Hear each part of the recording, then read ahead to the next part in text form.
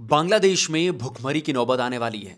अभी तो बांग्लादेश के लोग महंगा आटा, चावल, दाल और सब्जियां खरीद रहे हैं, लेकिन आने वाले दिनों में उनके सामने इससे भी बड़ा संकट खड़ा होने वाला है।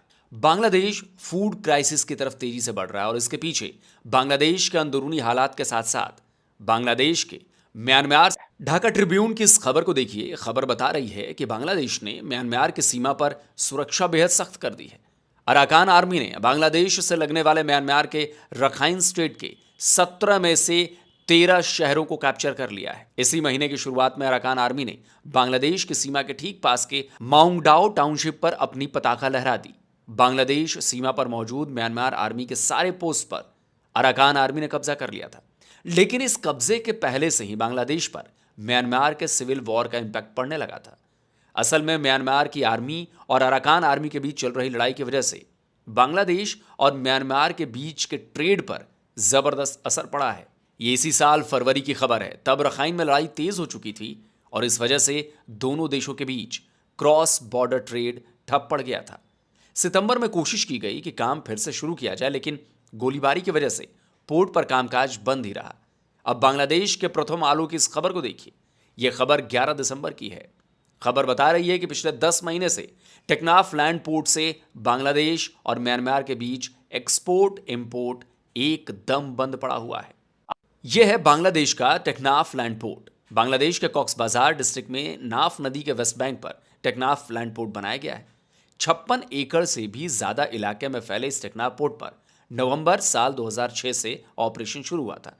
तब से आज तक ये बांग्लादेश और म्यांमार के बीच एक्सपोर्ट इंपोर्ट का सबसे प्रमुख रास्ता है। इस मैप में देखिए, नाफ नदी की एक तरफ बांग्लादेश का टेक्नाफ है तो दूसरी तरफ म्यांमार का माउडांग, वही माउडांग जिस पर अराकान आर्मी ने कब्जा जमा लिया। तो जाहिर है दोनों देशों के ट्रेड पर तो इसका असर पड़ना ही था।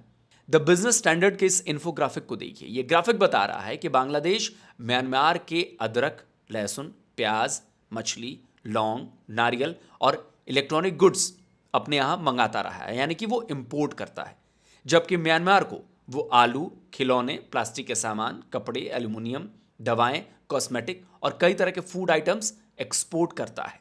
इसके अलावा म्यांमार बांग्लादेश को बड़े पैमाने पर चावल भी एक्सपोर्ट करता है। ये बांग्लादेश के द डेली स्टार की 19 दिसंबर की खबर है। बांग्लादेश ने भारत से 50,000 टन चावल की मांग की थी और ये आज की ही खबर है कि भारत ने 2 लाख टन चावल की सप्लाई बांग्लादेश को कर भी दी है। असल में बांग्लादेश ने बाद में भारत से और ज़्यादा चावल की सप्लाई के लिए बात की थी, जिसके बाद भारत ने 27,000 टन की पहली खेप चिटगांव पोर्ट पर पहुंचा दी है। वहीं 18 दिसंबर को भारत ने 1900 टन आलू से भरी ट्रेन बांग्लादेश भेजी थी और यह सब कुछ तब हो रहा है जब बांग्लादेश और भारत के रिश्ते बेहद खराब दौर से गुजर रहे थे। बांग्लादेश बार बार भारत से ट्रेड बंद करने के रास्ते तलाश रहा है। बांग्लादेशी अखबार द फाइनेंशियल एक्सप्रेस की यह खबर आज की है। यह खबर बता रही है कि पिछले एक हफ्ते में बांग्लादेश में सब्जियों के दाम में गिरावट आई है। आलू और प्याज के दाम भी कम हुए हैं। तो ये क्यों हुआ? इसलिए हुआ क्योंकि बांग्लादेश ने भारत से आलू, चावल और दूसरे सामान इंपोर्ट किए। इसके साथ ही महंगाई को काबू में करने के लिए स्टेप्स भी उठाए, लेकिन इससे काम चलने वाला नहीं है। इसलिए बांग्लादेश अब अराकान आर्मी के सामने घुटने टेक रहा है। एक तरफ वो अपनी सीमा पर सुरक्षा बढ़ा रहा है तो दूसरी तरफ उसने अराकान आर्मी से बातचीत भी शुरू कर दी है। रखाइन स्टेट पर उसका आधिपत्य स्वीकार कर लिया है। इस बातचीत में रोहिंग्या शरणार्थियों के लिए सेफ जोन और अराकान आर्मी और दूसरे रेबल फोर्सेस के लिए सप्लाई लाइन सिक्योर करने को लेकर चर्चा की गई। इस बातचीत का कुछ पॉजिटिव रिजल्ट भी दिखाई दे रहा है। नेपाल कॉरेस्पॉन्डेंस की खबर है कि माउडांग कोर्ट पर कब्जा कर चुकी अराकान आर्मी ने बांग्लादेश को चावल की एक खेप भी भेज दी है। अराकान पीपल्स गवर्नमेंट के कस्टम डिपार्टमेंट की एक पर्ची भी नेपाल कॉरेस्पॉन्डेंट ने पोस्ट की है।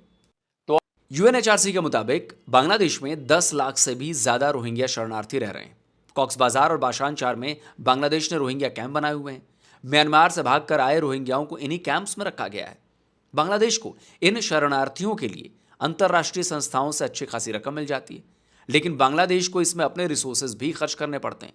भाई 10 लाख लोगों के रहने, खाने पीने, दवा, इलाज का इंतजाम आसान बात तो नहीं है। लेकिन बांग्लादेश के लिए बड़ी दिक्कत तो सिर पर खड़ी है। वो ये कि जिन रोहिंग्याओं को घुसपैठ से रोकने के लिए बांग्लादेश ने म्यांमार की सीमा पर इतनी लंबी चौड़ी फौज खड़ी की है, वो रोहिंग्या तो पहले ही बांग्लादेश में घुस चुके हैं। पिछले 2 महीने में ही बांग्लादेश में 60,000 से ज्यादा रोहिंग्या घुसे हैं। और यह बात किसी और ने नहीं बल्कि बांग्लादेश के फॉरेन अफेयर्स एडवाइजर मोहम्मद तौहीद हुसैन ने पिछले हफ्ते बैंकॉक में कही थी। तौहीद ने कहा था कि हमारा सैद्धांतिक रुख यह है कि हम किसी और रोहिंग्या को प्रवेश की अनुमति नहीं देंगे। हालांकि कभी कभी स्थिति ऐसी हो जाती है कि हमारे पास करने के लिए कुछ नहीं होता। ऐसी स्थिति में हमने 60,000 रोहिंग्याओं को प्रवेश की अनुमति दी। ऐसा नहीं है कि हमने उन्हें आधिकारिक तौर पर प्रवेश की अनुमति दी, बल्कि वो अलग अलग रास्तों से बांग्लादेश में घुस गए हैं। अब बांग्लादेशी अखबार बेनार न्यूज़ की इस खबर को भी देख लीजिए। यह खबर 26 दिसंबर यानी कल की ही है। इसमें बांग्लादेश के सरकारी अधिकारियों के बयानों के आधार पर बताया गया है कि 2023 के आखिरी महीनों से अब तक 65,000 रोहिंग्या बांग्लादेश में घुस चुके हैं।